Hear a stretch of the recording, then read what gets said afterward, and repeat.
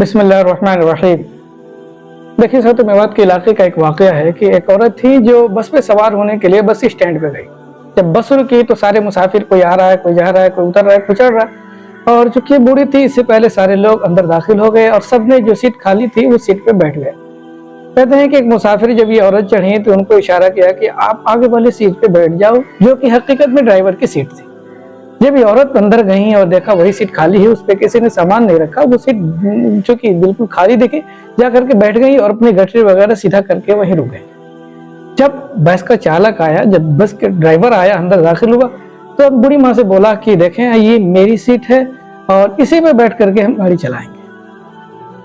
अब औरत ने जवाब दिया कि देखो भाई, मैं तो यहीं बैठ रही, तुम कहीं और बैठ करके अपनी गाड़ी चला लो। देखने में बस के एतबार से तो एक बेवकूफ़ी भरा जुमला था और बेवकूफ़ी पर मबनी एक केस था, तो जो औरत की तरफ से जहालत भरा जुमला बोला गया था। लेकिन वसी तर जिंदगी में देखा जाए तो हर शख्स की यही कहानी, हर शख्स दूसरे की सीट पे कब्जा करने की कोशिश कर रहा है। हर शख्स वही रुकता है जहां हालात उसको इजाजत नहीं देते हैं, जबकि दुनिया की हर चीज अपने महवर में, अपने मदार में रह करके काम करती है, अपने हद में रह करके काम करती है। आप आसमान के जितने सितारे सैयारे हैं उनको देखेंगे कि वो अपने मदार में रह करके घूमते हैं। जंगल के जानवरों को देखेंगे कि वो अपनी जिंदगी अपने महदूद इलाके में रह करके जिंदगी गुजारते हैं। इंसान है जो अपनी हुदूद से बढ़ जाता है और हकीकत में देखा जाए तो ये इंसान की तरफ से बहुत बड़ी और संगीन गलती है जो सरकशी पर मबनी है।